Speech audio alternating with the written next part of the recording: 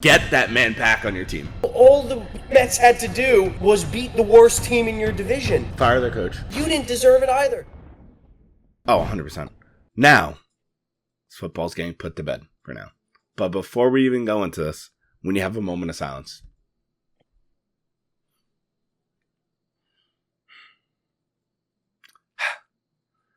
That moment of silence was for the New York Mets. Oh, jeez. Come on. The New York Mets. That is one big pile of shit. The team that paid... Dean, how much money was it to Juan Soto? It was, up in the upwards of 700. 746, 756, somewhere around there? Yeah. And you spent $756 million on an outfielder. Don't get me wrong. Juan Soto had a great year. This is nothing towards him. Actually, it is all towards him. He could go fuck himself. But you pay all this money. You say, we're going to make the playoffs. We're going to be in competition with the NL. Motherfuckers didn't make the playoffs.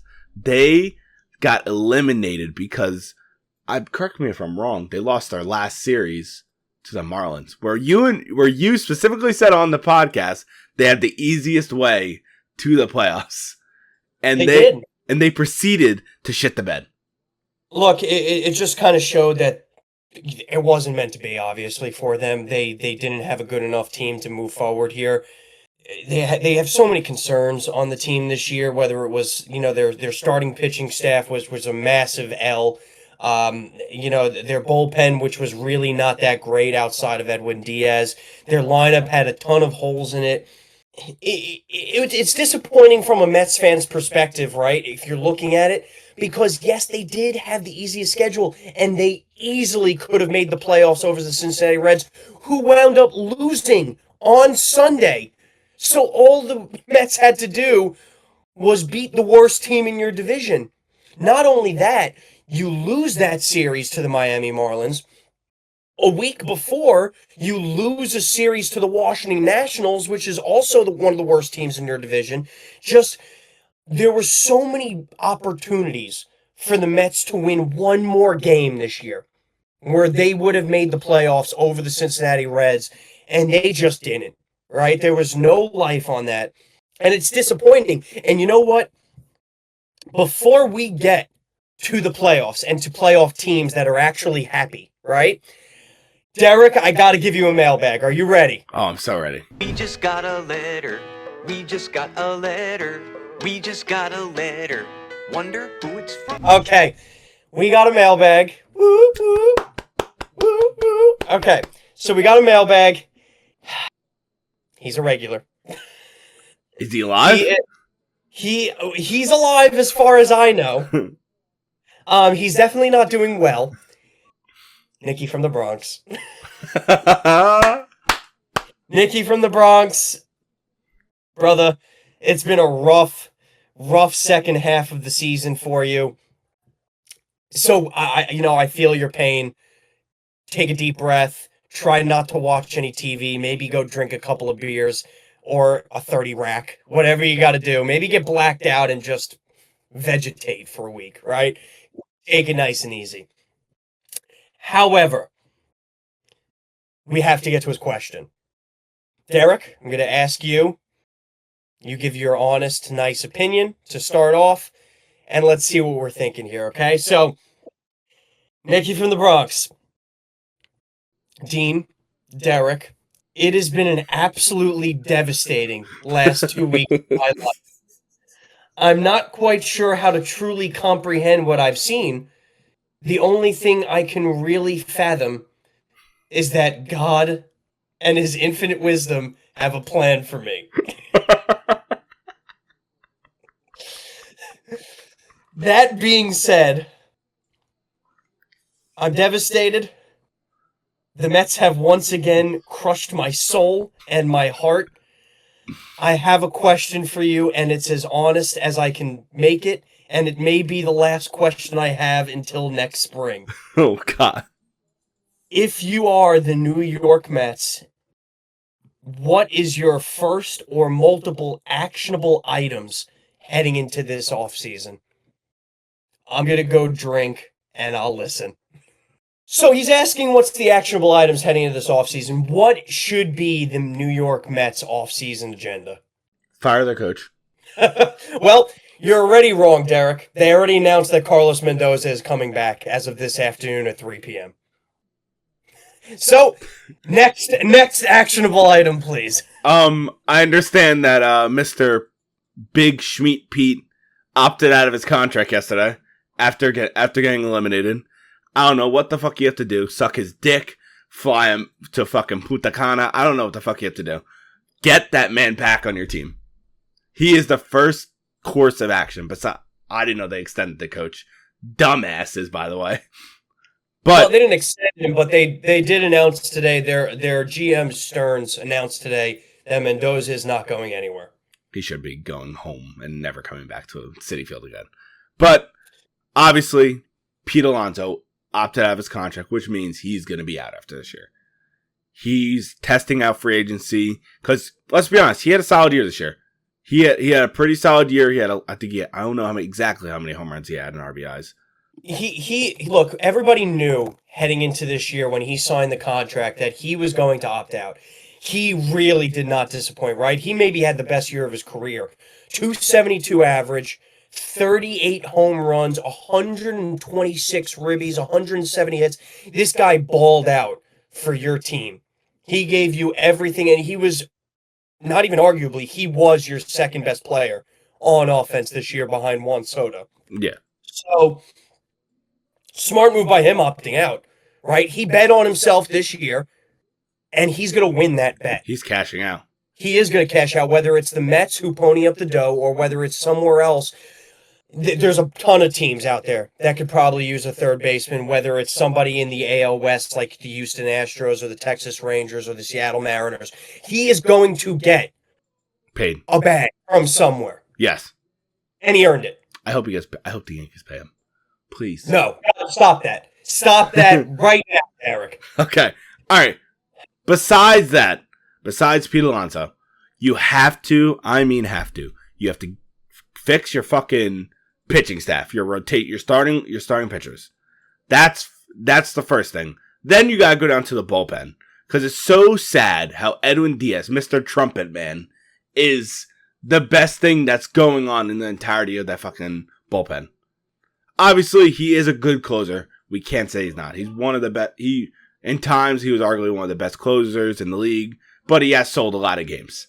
But he has been the best pitcher, in my eyes, on their team.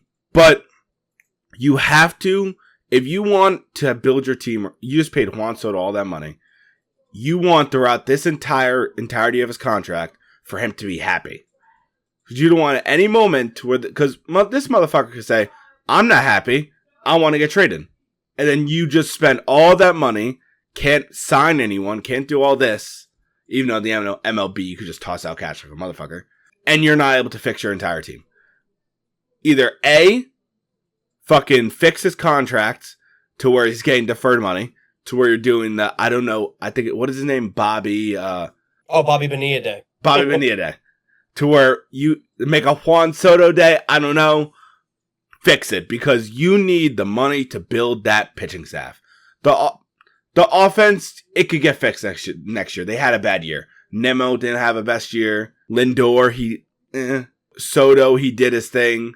And then etc. going throughout the lineup. So overall, fix the pitching staff. I would have fired the coach or let him go. Get Pete Alonso back and reconstruct Soto's contract. Okay, so I agreed with a couple of things you said. Disagreed with a few others. I have maintained my opinion for quite some time here. I think this year was a real gut punch, right? A real reality check for Steve Cohen and the Mets. You went to the NLCS last year, right? This year, heading into it, after signing Juan Soto to such a huge deal, winning the prize of free agency, it should have been a foregone conclusion that you made the playoffs. Not only should it have been a conclusion that you make the playoffs, You should have made it well past the wild card round just based on expectations and where you were last year. This is a pathetic, disappointing season. There's no other way to put it.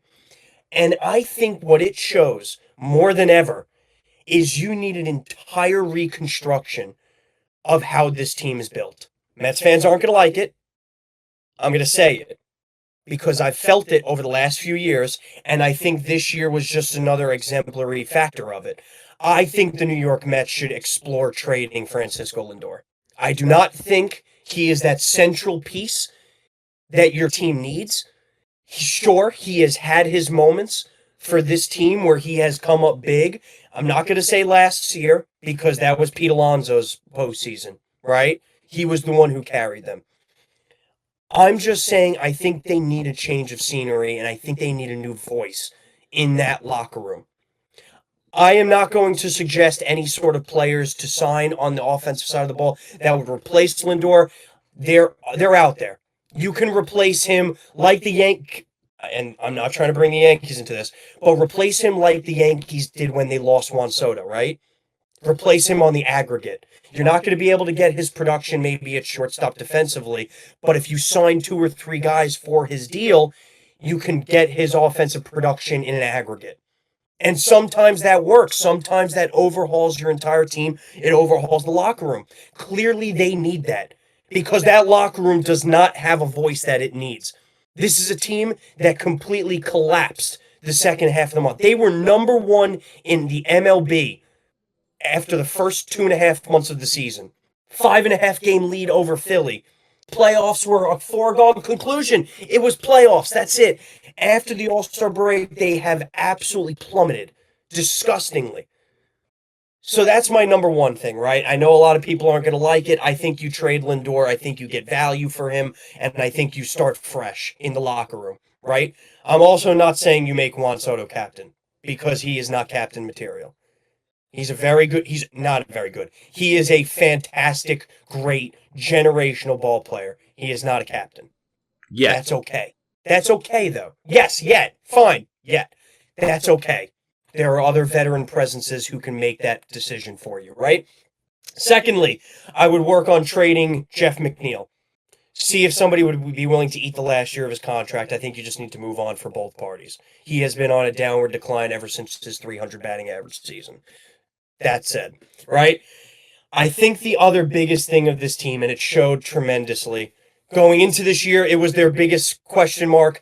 At the end of the year, it's still their biggest question mark, starting pitching. And you hit it, Derek, right on the head, right? They went into this year thinking Sean Manaea, Clay Holmes, Frankie Montas, Griffin Canning, those were the answers. I hate to break it to you, they're not. You need an ace. Right? I'm not saying there's someone out there. I'm looking at the free agents now. There are quite a few that you would be able to go maybe sign, right, to team-friendly deals, at least kind of revamp your entire starting pitching, right? Maybe you go after a Dylan Cease, who has been tremendous throughout his career, had a little bit of a down year, but he's still a good pitcher, right? Definitely maybe a change of scenery will be fine. A Jack Flaherty, who has a player option who will probably opt out. A Zach Gallen from the Diamondbacks, who has been a good pitcher throughout his career. You need to go out there and sign an actual 1 or 2 starting pitcher. Because the guys you have now, they ain't it. And on top of that, you can't go into next year completely and solely depending on your rookie pitchers. In Tong, McLean, and who's the third one? Third one is escaping my mind, right? You can't do it. You just can't. Because it doesn't... Sproat. Got it. See? I'm on it. It just doesn't work. So they have a lot of work to do this offseason. A lot, in my opinion. And you know what? I think Uncle Steve, as Mets fans call him, I think Steve Cohen knows that. I think David Stearns, their general manager, knows that. I think they need to make some... I think they need to really look in the mirror and make some hard decisions on their roster moving forward, because Juan Soto is locked in for the next 13 years. You don't want to waste him, right? You don't want to waste it. You never want to waste a generational talent. You can't. You won't. You shouldn't. So go out there, rebuild your team.